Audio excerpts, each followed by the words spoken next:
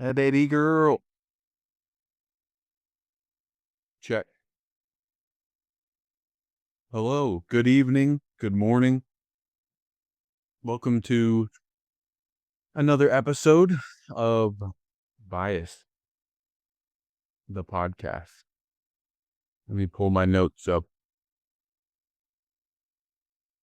So, yeah, here we are. Another beautiful episode. A lot has happened since the last time we spoke in the world, not so much with the podcast. Um, URL is streamed to you. Oh, OBS Studios is not working. Oh, open settings to enter the URL. Oh, I'm not trying to stream. Cool. Baby girl. Cool. Yeah, so I did want to get started by just saying anybody, not just me, everyone should acknowledge how far they've came. Despite, I think this is only episode 4 or 5. Um, I can't even believe we made it this far. Just a few weeks ago, I was probably on episode 15, but nothing was recorded visually. So I thought I was also switching between channels. There is the Bias Media channel, this Bias podcast. But yeah, everything on Bias Media is a little bit geared towards education over um whatever this is, you know. So I do appreciate everyone being here. Even if you're just listening to this while I work, that's how I listen to all of my podcasts. Aside from being at the gym occasionally. But yeah, I think it's good to acknowledge how far we've gotten. I think about, being at school just a few years ago. I graduating from school just a few years ago, and then 4 years before that, going into college. So, um, time flies, and if you begin now and acknowledge every step along the way, hopefully you can make it better, faster. Um, but yeah, today is a little different because there are plenty of things to go over. Um, and I made a bunch of notes. I am excited to see how long before I get comfortable doing this. And I think that will just come with time. I think speaking to people, so far, everyone I've spoken to, we've been drinking too. So, I think that makes for better, not even better. I think just, you know, being a part of whatever is taking place is the best way to go about it. So, if the person in front of you is drinking, why not have a glass? But it's obviously not for everybody, and you should never feel like you have to, especially if you don't want to. Um, but yeah, what better time to start to do anything, to acknowledge what you're doing now, to begin a podcast, to begin a YouTube channel, a business, than right now. And we can even see that with the Slate truck, something that Bezos has backed. So there is a video on it that we can go ahead and check out. And yeah, if you haven't seen it,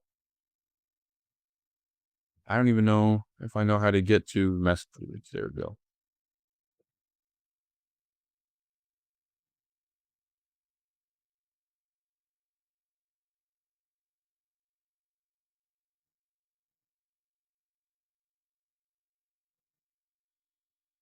Is there not?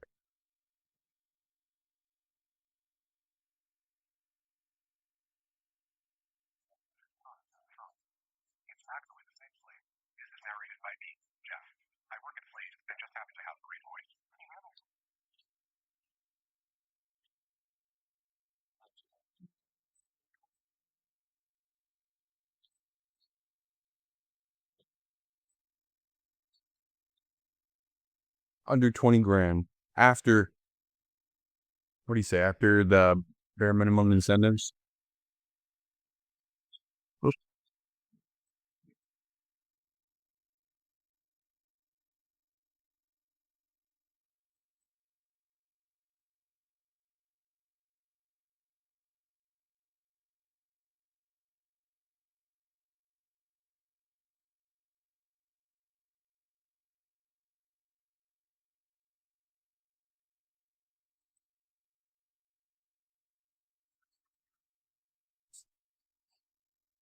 It's like a potato head. How fun.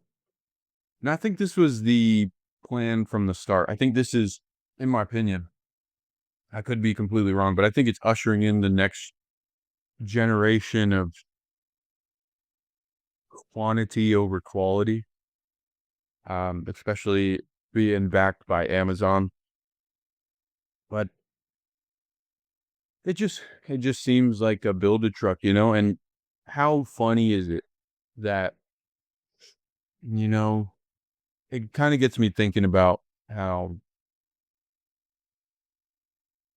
no matter what side of the politics you're on, everybody's on the same side except us. Sorry, I took the light, the camera, but it's kind of like everybody's on the same side except us, especially with manufacturing. Because now, who who was all for Tesla in the beginning? And I'm not trying to sound like a conspiracy theorist, but if we just look at basic business, just from a business perspective, Tesla has everybody who's pro environment friendly, very much the left side of everything. I remember when before Tesla, it was the fucking, I can't even think of it, but basically any electric car, any hybrid was um, purchased or bought by someone who was left or someone who has some sort of is influenced by someone who's um, pro nature, something of that. Um, right before this election, moments following into the inauguration, you see all of the tech giants back Trump. All of them back Trump. Elon was already backing Trump. So uh, just Elon doing that alone, a lot of people push off the whole idea. A lot of who once supported the idea of uh, free energy, or maybe not free energy, but electric vehicles per Tesla pushback, a medium pushback. So who's going to fill that gap? We see this during the inauguration. Bezos is at Trump's side. And now this vehicle, to be fair, I don't know. This came out a week ago. So I don't know how long this was in the making, which would make it even worse, especially if um, I'm sure you can see where I'm coming from now. Maybe this whole Elon's a Nazi, this and that is just a way to allow some competition in the marketplace, which helps Elon because there's going to be people on the left who have already purchased Tesla. They're already going to require maintenance from Tesla. Um, and now he gets a whole new set of customers, all the conservatives who were thinking about buying an electric vehicle anyway, and don't want to go with the brand new manufacturers or the what everybody's thinking, like Dodge and GMC and all that. They want to go with something new, especially a guy who supports their president. So what better person to buy a electric vehicle from than Elon Musk? And no hate towards the guy from a business perspective. If it's all the plan, like, more power to you. America is founded on capitalism. Um, so whatever works, but I don't like being manipulated. I don't know if this is the case with the Slate auto truck. If it is, then all I recommend is everybody just take a step back and look at this. You have the Tesla truck, the Tesla vehicles, which are going to be top of the line. And now he has a whole new group of people attracted to him, which are going to be conservatives and probably blue collar workers who make a little bit more money and can afford that. So where does everyone go who fit the other pool? Um, I'd say most Democrats are probably, respectfully, I don't know everybody's situation, but they're probably not blue collar workers for the most part.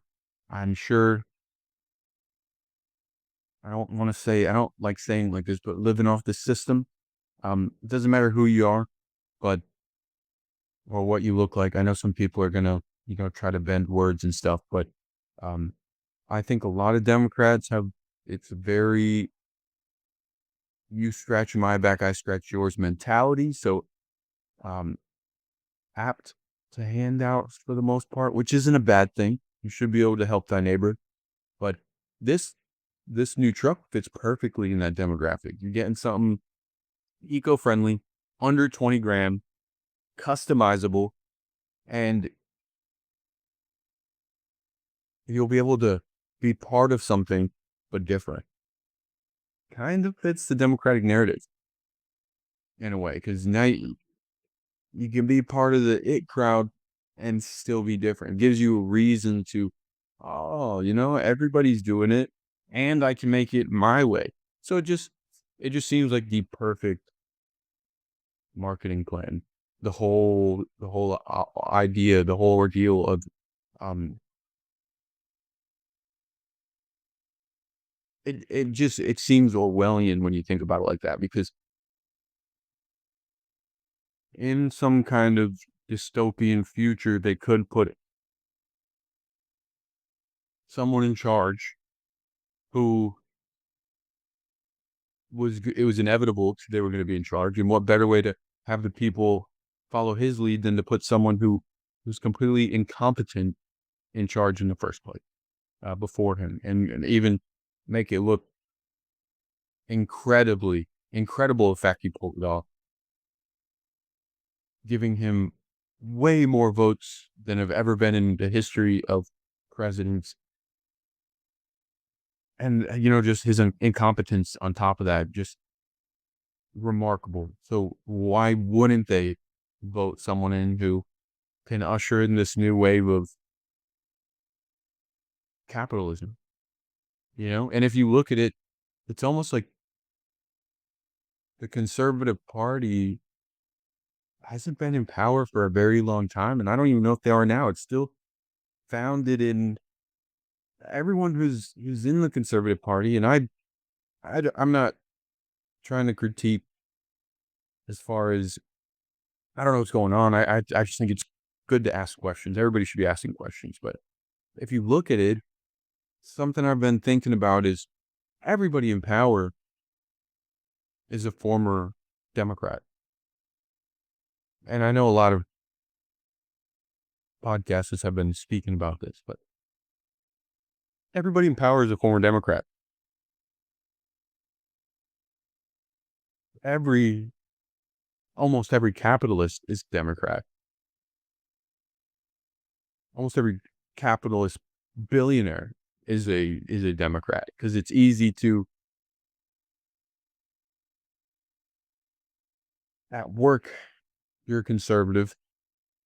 Your whole foundation is being conservative. And if you constantly pander to not the internals of the Democratic Party, but the externals, the liberal, the people, the population who's Democrat, who supports Democrats, if you constantly pander to them as a billionaire capitalists, conservative with conservative values, you're able to fly under the radar. It's almost like for so long, you know,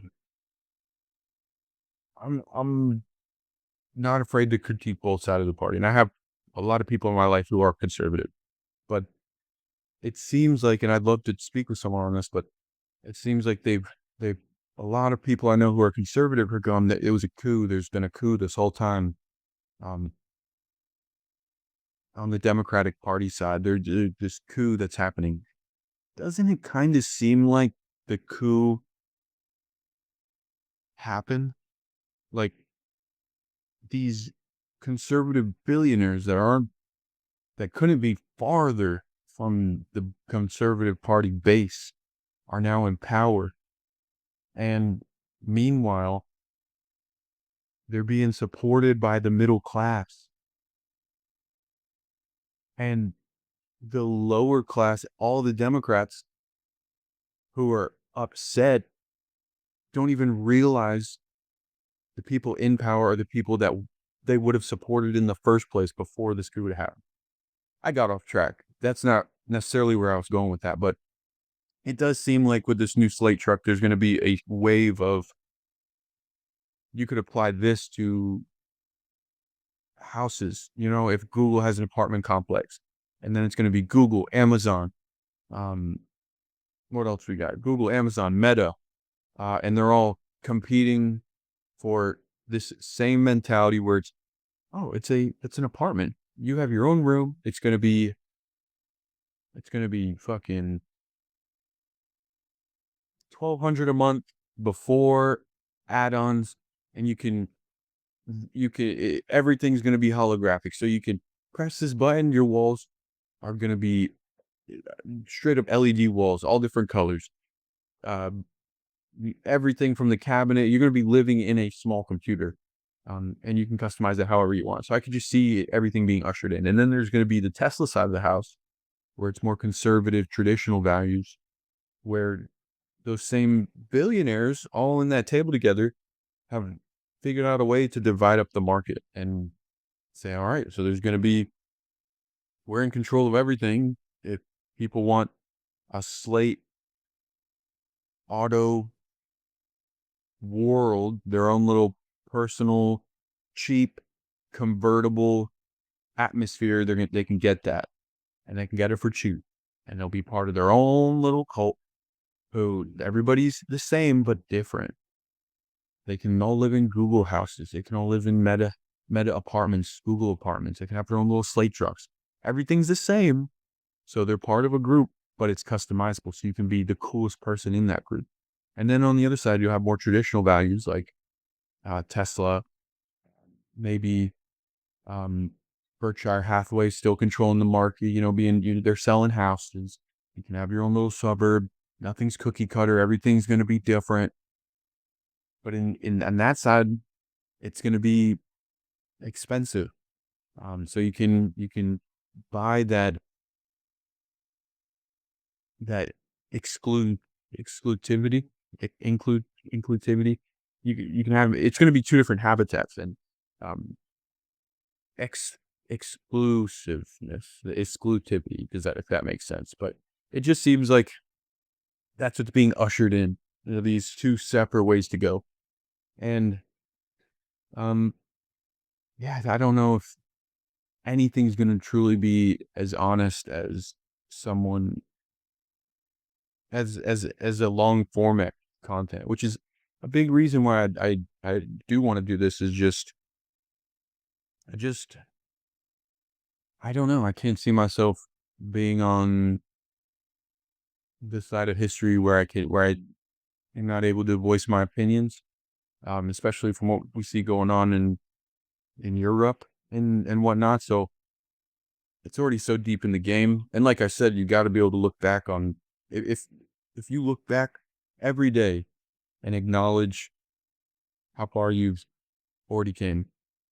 At some point, if you haven't done a whole lot, you're going to start to realize and be like, maybe I need to get started before something happens where we're all plugged into the system and you only have two choices. and that's Slate truck or Tesla, you know? Um, but yeah, just my thoughts on that. I do think it's cool though. It looks sick. I wouldn't mind having my own Slate truck. And if it is affordable, because I'm thinking about getting a new vehicle. It's gonna happen. I've had the same Toyota, a 2004 Toyota Matrix since high school. So it's been almost it's had to have been almost 10 years now, probably like 8 years now. I've had that truck and it was 2004. It is a 2004 Toyota Matrix, which is super reliable. But I mean, I've I've blown its transmission countless times. Probably like honestly, probably once. But knew everything. Like, oh my gosh, when I say I was driving it with no oil. I can't believe it was able to be fixed in the first place.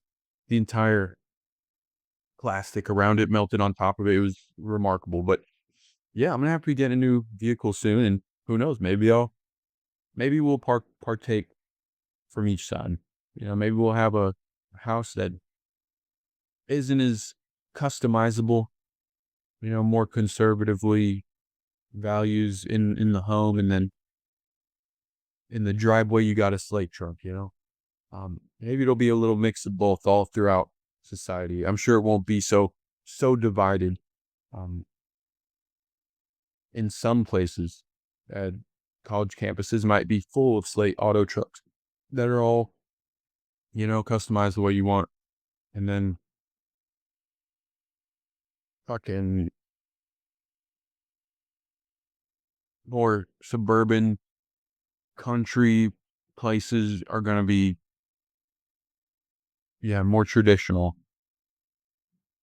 as far as whatever traditional can be considered nowadays. But um, I think that's what it's going to be, more of a mix, because I could see plenty of farmers buying some Slate auto trucks or vehicles similar, just to, get from point A to point B, haul something. Um, Probably the best option for college students, just financially. But yeah, it's interesting to see where it will go. I would like to see things go back into the hands of the consumer, as far as um what was that, a more, it's gonna sound crazy, but a merit-based consumerism. I don't know how exactly you can make that happen when robots are buying everything, but I think it'd be a lot easier to do with social media and anything in the entertainment world. And I'm working on something myself, a business idea. I'm working on a business where um it is a merit-based idea. So as far as entertainment, the more you put in, the more you get out.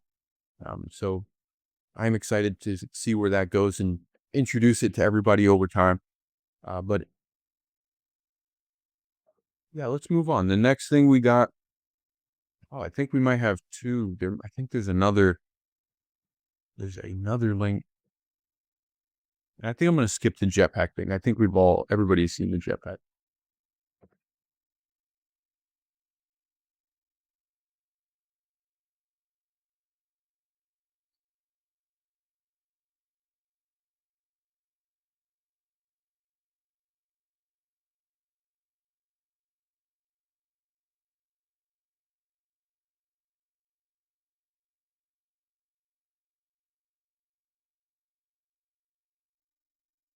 I'll be honest, compared to any Tesla showcase, that shit was lame. Um, it's small. I mean, I wonder how. Yeah, you give it to the new generation, it'll take off. I see no reason why it wouldn't, other than something just completely shitting the bed. But uh, it seems like, especially if with enough money, the right propaganda, the right marketing, it'll happen. I was in marketing. That's what my degree's in. And my biggest pet peeve, I remember being in class and the teacher, I don't remember how she phrased it, but I raised my hand and I was like, I think I said, the way she phrased it was, we're trying to sell a product. I think the project was we each had to come up with products to sell. We had to draw them out of a hat, whether they were good or bad. We had to find a way to sell it. And I remember asking, well, if the product's bad, why would I want to sell it? She said, if the product's bad, why would I want to sell it? Why am I trying? Are we trying to trick the customer? Something along those lines. And she said, it's not about the customer, it's about the bottom line, which it was enough for me to see, oh, no shit, it was never about the customer. And that's exactly what they teach you in school. And um, it is funny. I probably wouldn't care as much if there was an inherent understanding amongst the professors, but most of them will come across as though they're brainwashed, where no, this isn't bad. And it's like, no, this doesn't have to be bad, but it's not good, but no teacher ever wants to come across as acknowledging that what they're doing is maybe borderline morally ignorant of the consumer. Um, especially when their job's on the line and and they went through all these different periods in life where, um, sure, many of them are from way back when, why'd they get into this in the first place? They went into schools, they went from hippies to teachers. So the whole world has evolved around them, continuing to be in this scholastic atmosphere where it once was very heavily, all their teachers had conservative traditional values.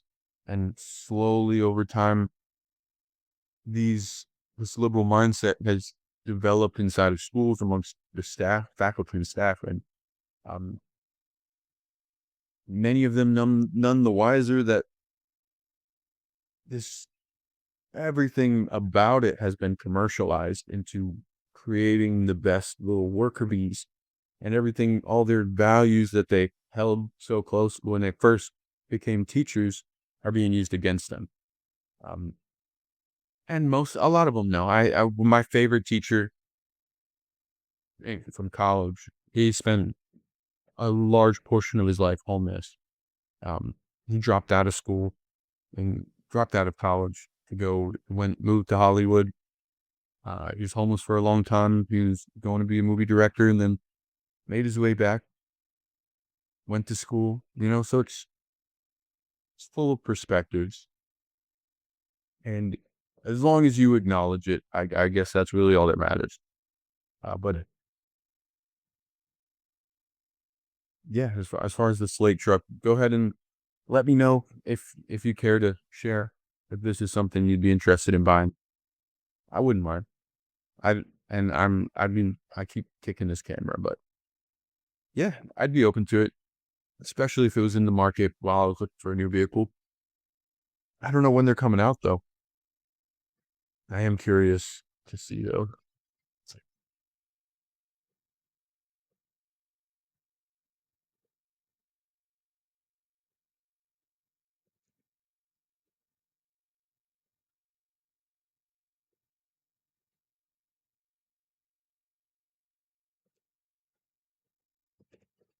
Apologize for my spelling. It is not the best. Slate plans to launch its first model in late 2026 as a bare bones EV pickup with a starting price of around 27,500. That's a little more than they said it was going to be. $27,500 and a laundry list of accessories to fit customer needs. You can purchase a Slate truck in late 2026. That's funny. I guess,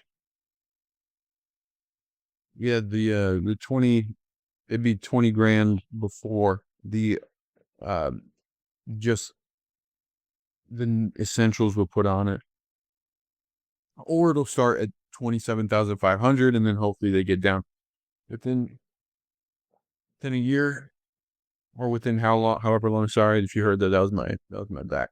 Down to, hopefully they can get down to 20 grand. But yeah, it's not too far away. Maybe my little Yoda will hang in there that long, and I can let you guys know how the Slate truck works. Yeah, there's a cool little jetpack I saw. I don't have any information about it, but I think this is the dude. This is the dude who's actually who built it, and I think he was it's a European, a there's a word here, something Marines. It's not the United States Marines. Um, let's see if we can find it.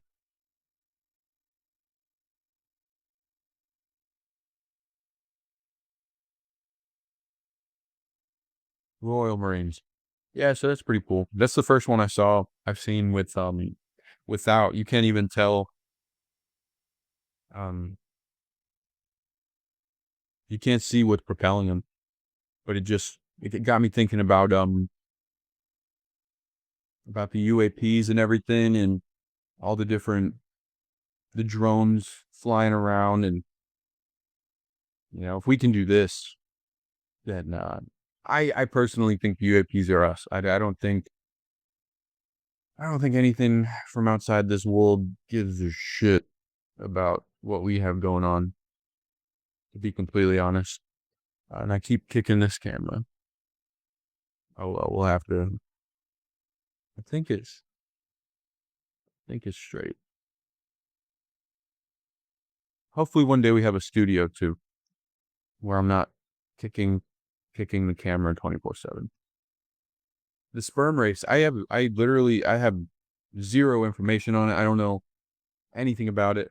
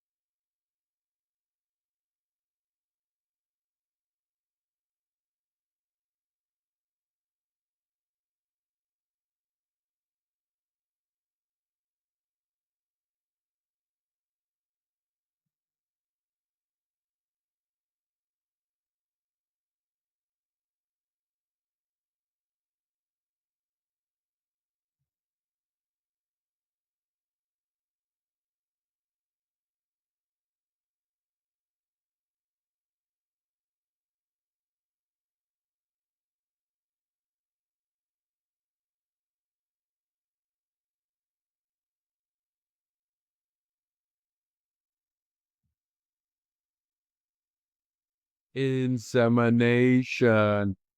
It's insane. This whole project is crazy, bro. Yeah. If our ancestors could see us now, it's remarkable. I don't even know. I don't even know how they even. When I first saw this, I didn't think it was real. I don't think many people did, but can just there's certain things in life where you'll see something new from the Slate truck. You see that, and maybe you're like me and you start to see how the world, what direction it'll go in.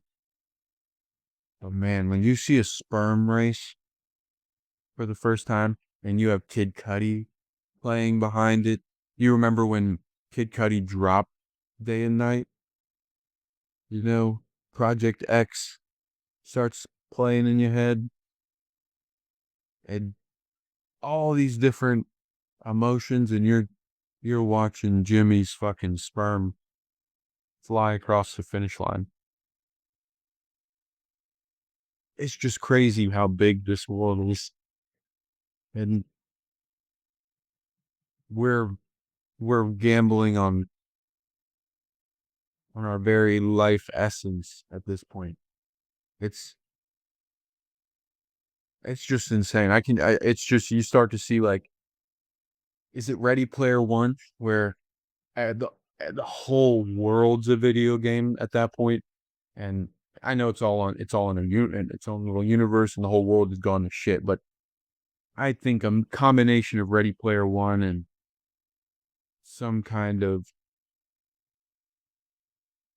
Slate truck ideology where everyone is still worried about this world at some point, what they look, how they feel, what they look like in this world. But then there's a whole metaverse per se where everybody's got fucking glasses on, and you got the sperm race up here. You know, you got your fucking crypto over here, cruising in your Slate truck, windows down. The Tesla's burning with a swastika on it. It's insane. You got Kid Cudi blasting from your speakers. Kanye went to Mars. First clan member on Mars.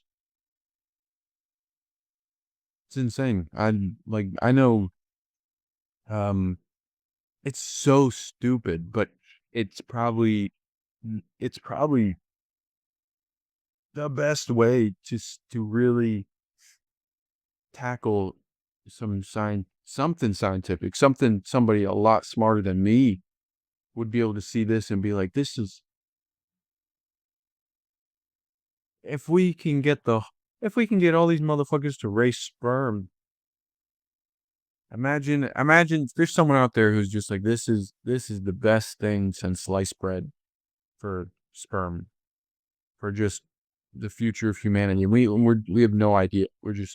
We're looking at it, getting so engulfed in it. So it's crazy. I just thought that was cool.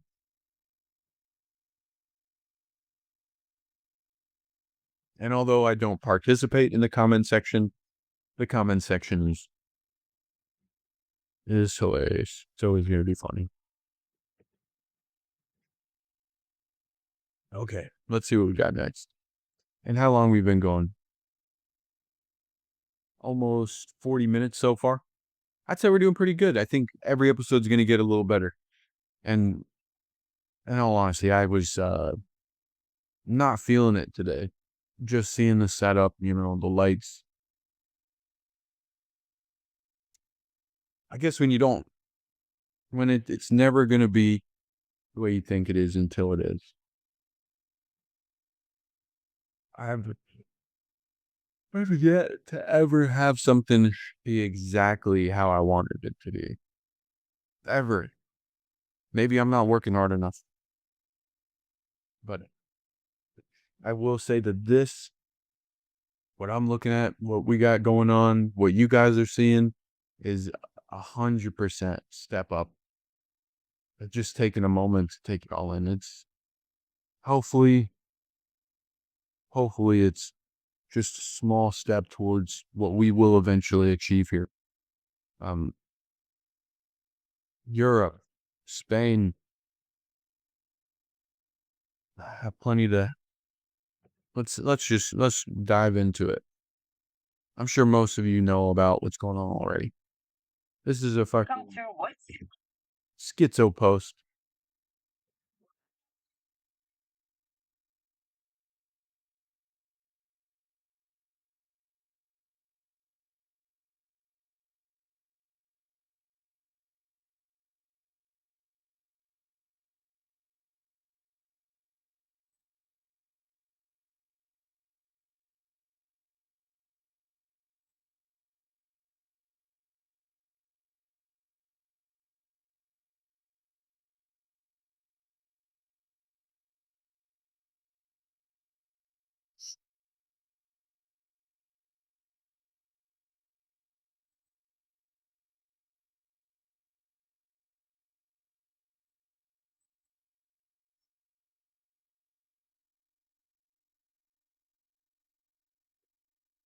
what's going to be crazy is everybody here in the United States,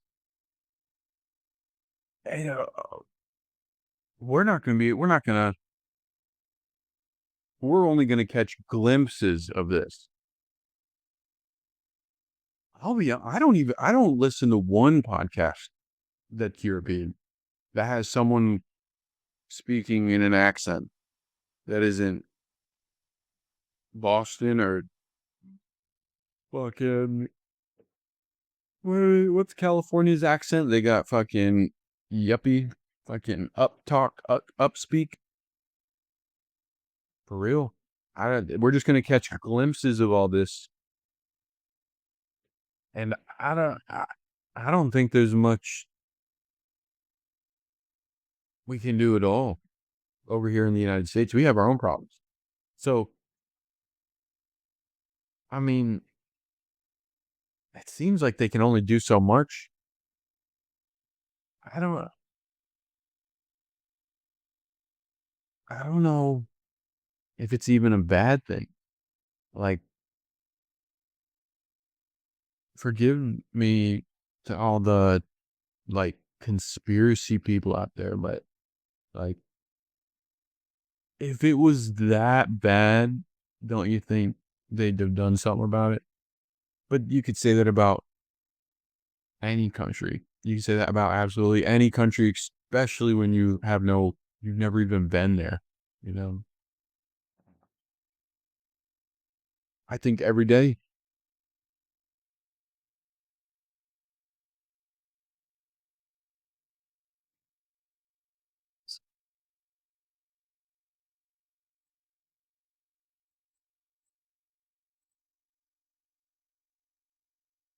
Yeah, I have my own opinions on the Economic Forum. I don't support it whatsoever.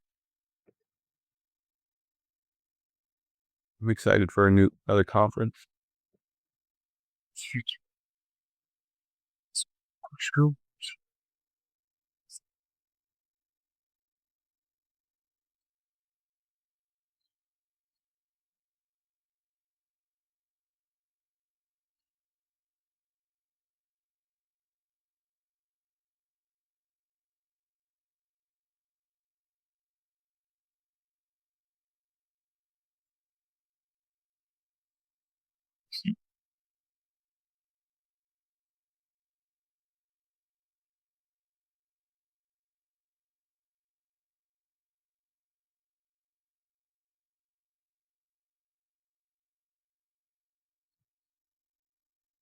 No one cares, bro.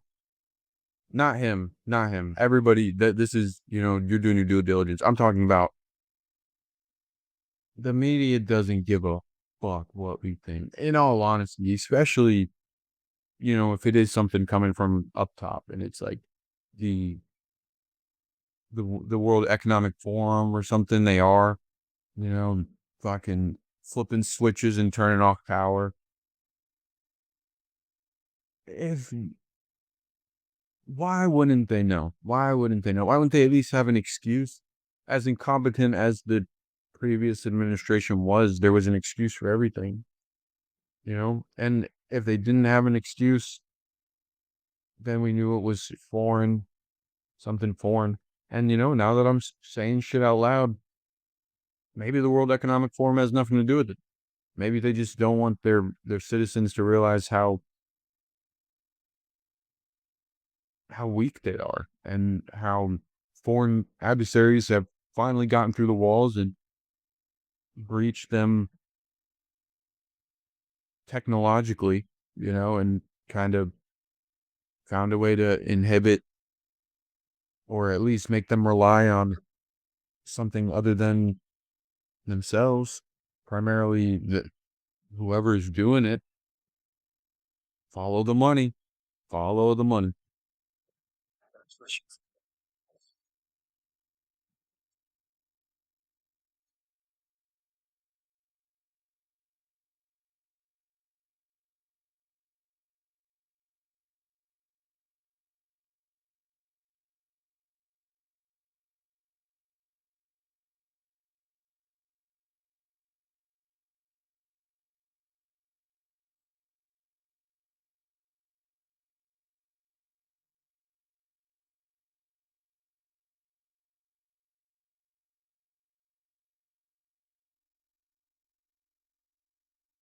I've seen in the comments that it's a test. Has anyone blamed the Russians yet? Um,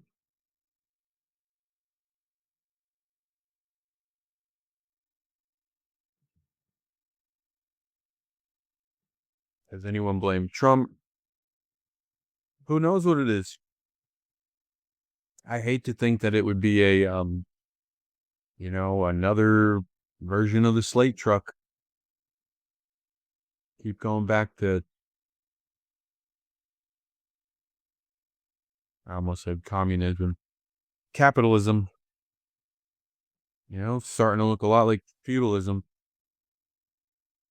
The more that capitalists get in control, the less it starts to look like true, good-natured capitalism, where there's competition, stimulating innovation, where everybody can eat. And now it's starting to look a lot more like feudalism every single day, especially when Amazon backs this super cool truck. Just one more warrior in the arsenal, the Amazon arsenal, the Jeff Bezos brigade. It's difficult and it's disappointing, but hopefully this next generation of liberals aren't power hungry, just like every other person who doesn't get what they want immediately and grows up and even has a little bit of power, becomes corrupt. Ultimate power corrupts ultimately. But hopefully there's a few people out there who build something that gives back to the people, and something that's allows for transparency and stimulates innovation instead of buys it at the first chance because they can afford it. But it is scary thought, all of Spain's electricity going down.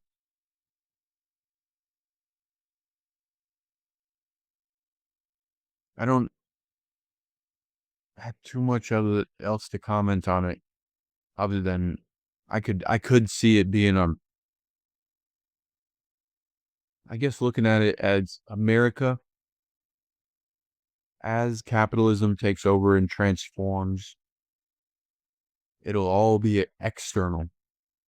And it's almost like Europe is malleable enough without the proper rules and regulations to be malleable internally. They don't have the stigmas America has, where we're already conflicted internally with one another, whether it's racism or any prejudice, poor, rich.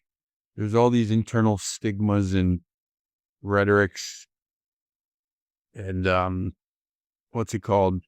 Um,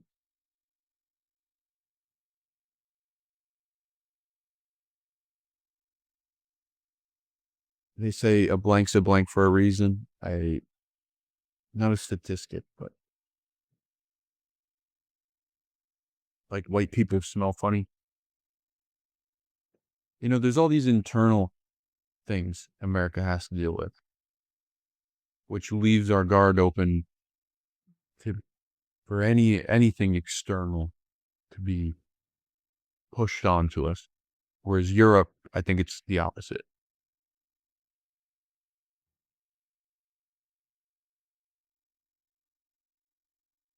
Externally, they have everything pretty set in stone. So internally, you know, freedom of speech, the external factors are already kind of, there's no way around it as far as like, I mean, I heard, the driving laws where everything's already eco-friendly. It was already, capitalism already gave them the ability to have all these problems to solve. And now internally, this shit's being pushed on top of them. And what a better a better follow-up than let's let them give them this test, if it is a test, to deal. Now let's cut them off from all those external factors that they rely on so much, and now they have to deal with these external factors, internal factors that they've, um, or let's cut them off from all these, yeah, external resources, and now they have to focus on the internal stuff. Whereas America, they've been, I might have said all of this backwards. America, they've been forcing us to focus on these internal factors, leaving our external factors open to be malleable. So like the Slate truck customization, the iPhones, this and that, you know, and but focus on the internal stuff. Focus on the internal issues. Black Lives Matter, Proud Boys, uh, Republican, Democrat, divide, divide, divide, divide, divide. You know, don't get along internally, unless you both have iPhones, then you guys can get along. You know, oh, you both have uh, have trucks, cool. You guys can get along. You know, you both have Androids, you can get along over here. You both wear MAGA hats, okay, cool. You get along over here. You both donate to trans kids, okay. You guys get along over here.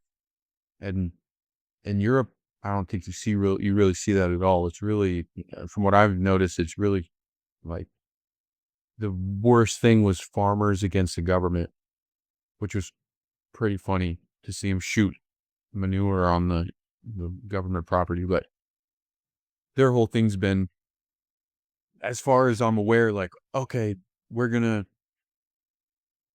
record everybody's faces. Okay, you all have to scan in.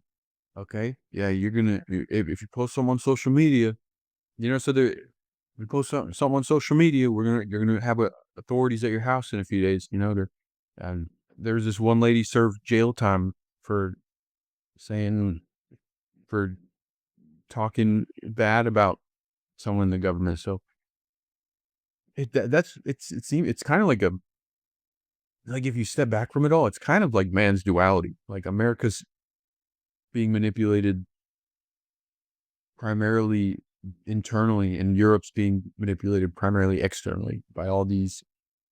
How could we control them externally? How can we control them by surveillance, um, freedom of speech, and kind of manipulate their thoughts, the 15-minute cities, all the physical aspects. And then America's over here dealing with the internal stuff. Let's push racial stigmas on them. Let's push uh, philosophies and different ideologies and get them all. And they're really kind of manipulating. It's like a broader version of man's duality. Like we're all like, it's what anybody would go through on a larger spectrum. Um, but it's easy for capitalists to do that if they are all working together, because they get to travel and they get to see the world and they get to talk to each other in these little rooms and have these business discussions and ideas, and be like, and look at the majority of the population's weak points and be like, well, the long game, what's the long game? You know, what is the long game? Is the long game getting all the conservatives out the way, bringing in democratic leadership with, getting all the conservative politicians out of the way, bringing in democratic politicians with capitalism at the helm? And in a weird way, you have as far as America, you have everybody supporting one side, none the wiser, continuing to be mad at each other. It's just funny when you think about it and you step back from it all. It doesn't look like everything it's supposed to look like. And Spain just seems like the start of it all. But I think we're better than that. I don't think anyone's inherently evil. I don't even think, and I hope I don't get cast out of the conspiracy theory world for saying this, but I don't even think the 1%, I don't think the 1% is inherently evil at all. I don't think the World Economic Forum is inherently evil. All the people involved that are looking out for the World Health Organization, as much shit as I give everybody, uh, from Republican, Democrat, um, you know, other countries' governments to uh, wealthy bureaucracies and oligarchies, and I forget the term for it, but the people in charge of the World Economic Forum, all those billionaires and people with with agendas to push. I don't think anybody's inherently evil. I think it's all just, I think it's all a big ass pissing contest where how can I make the most money doing the least amount of harm? And then comparing that to the people around you. So, if I'm a billionaire talking to my billionaire buddies, I made this much more billion than you and hurt this many less people. I think it's almost a backwards game of who did the least amount of harm. Slid in with, but I also did this much good on the side. So that's just kind of how I think about it. How I think there are good intentions at the helm, especially when you can overlook the fact of child labor in another country with, oh, but I gave a whole entire fucking country a computer in the palm of their hand. Despite, of course, slave labor in another country. But it's such a small amount compared to how many people get a brand new iPhone. So that's kind of how I think the game that the wealthy play. And maybe it's up to us, the people of any country, to kind of direct our attention at billionaires that mean well. Maybe the wealthy, maybe it's our fault in a sense. And, I'm not trying to sympathize with the 1% that maybe doesn't have the best intentions or knows that what they're doing is wrong and that they really can change things. But maybe they've got a metaphorical knife to their neck, and the real people in charge aren't the people we think are in charge. Maybe it's the shareholders. Maybe the ones that are really in charge are the trillionaires that we don't know about, that have shares in all of the major companies, that go beyond BlackRock and Elon and Bezos and um, Zuckerberg. Maybe who owns BlackRock? Jerry Feinstein or something, Feinstein, and fucking whoever owns Disney. Maybe it goes beyond them, and they all they're on the chopping block 24/7, and they're being told, just do the best you can do for us, and they really have no say in it. So, but all I'm saying is maybe as a people, we can do our best to not hold them accountable, but really put people who try on a pedestal, the people who deserve it, despite what the Grammys say is popular and Billboard Top 100s and all these entertainments taking your attention away from what really matters and actual innovators and business leaders who and aren't concerned with how much is in their pocket. And I think it's rare. It's much more rare to have someone with that mentality. And if that can be, if that's what the next generation looks up to, if that is, if they look at Jeff Bezos or someone who doesn't, an actual example of what leadership and innovation should be, maybe, maybe the next generation will, if anybody in the next generation even has a little bit of power, uh, that's what, that's what they'll go towards and they'll want to become one day. So I'm not saying it's any one person's fault, but I do believe just as much as any other person that uh, anybody in power can do a little bit more. Jeff Bezos probably don't need as much, as many. He could put a few more. If he really is backing Trump and there are so many tariffs, why do we have so many Amazon stores? Why are so many things being made outside of the United States? Um, and transparency. I have thought about that too, as far as it might be best for another podcast, but um, a quick rundown would be, I think I've already spoken with Zach about it, and I don't know if I can find the words to say it, but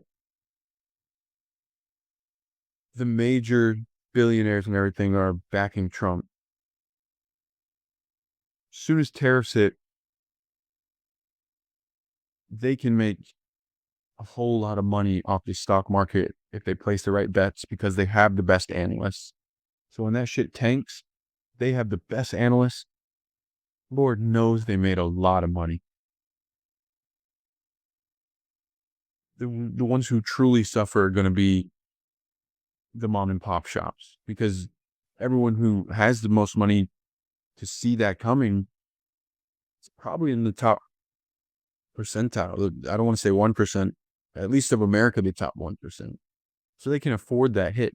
But you don't see them going back and giving their workers higher wages to supplement cost of goods that are no longer being shipped from overseas that they're making themselves. So it's almost like the company you're working for is still charging you a higher rate as an employer, as an employee, when your boss just made a fuck ton of money off the stock market. And now if you go down the street and try to support Jane and John's fucking mom and pop shop, they're going to charge you at the ass. So you still got to buy from your own work anyway, when your bosses can't afford to take that hit. And I don't know if that made sense, and I'll go into detail uh, later, I'm sure. But it goes back to that feudalism, what capitalism was supposed to be, turning into this feudalism, borderline communism. I don't even think, I think it's fraying so far from communism. Like, communism's over here, the China mentality of consumerism, capitalism, communism, all balled up into this ball of irony. And then you have what America's turning into, which is a capitalism meets feudalism in a way. Almost like we have kings and empires all over again. Um, what's this last one? I think it's Candace Owens.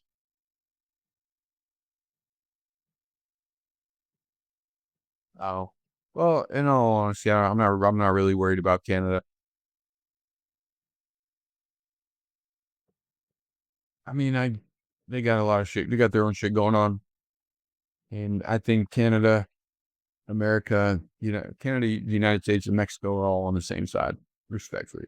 I'll go into more detail later on with that as well. But Jimmy Fallon, that thing was cool. I think that goes back to, Jimmy Fallon.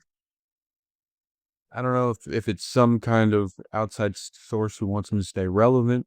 I don't think this was planned at all. Maybe there was a slight, maybe someone said something, but the memes are funny. It's crazy how Jimmy Fallon's able to stay relevant without his own doing. Not that he's not funny. I think he's just kind of like one of those guys that he's there because he paid his dues to be there, and he he's just an extension of legacy media at this point. It's not a true it's not a true both sides have the ability to hate, and it really is just I'm on this side. I'm on this side. So, and we're gonna make this side's gonna be funny. All the this is the side that I'm gonna gear towards making laugh. So I really have no I have nothing against or for Jimmy Fallon. I don't uh find him I definitely don't find him a reliable source of media. But Pope Trump, Pope Trump, that's funny. Uh this person tweeted, I don't understand how he can be so popular with American evangelicals when he literally portrays all the textbook signs of actual Antichrist. You can say that about literally anyone. So I just find it funny how once again this person has felt the need to, as much as I am right now, voicing my opinion, but um, this person with little to no consideration for the other side whatsoever. And I think Trump probably has the least weighing on him about being the Antichrist, but I'd love to talk with someone about why they think he is. Um, I think Trump would make a fantastic pope. And we already know that he, he won't burst into flames around JD Vance. So um, I already think with that in mind, he'd make a great pope. But no, who knows? Maybe he will run for pope. Maybe it's all in due time. All we got to do is have someone tell him he can't. But no, I thought that was interesting. I don't think there's actually any credibility to that statement. I don't think he went too deeply into it enough for a headline. But it goes right back to it's easy to manipulate the masses when all they're worried about is their own little worlds. Um, it goes right back to communistic, not communistic, capitalistic, not oligarchy, feudalism, capitalistic feudalism. But yeah, I think that's all for today. I'm pretty tired. We went on for over an hour. Thank you guys. I appreciate it. And I look forward to talking with you guys again.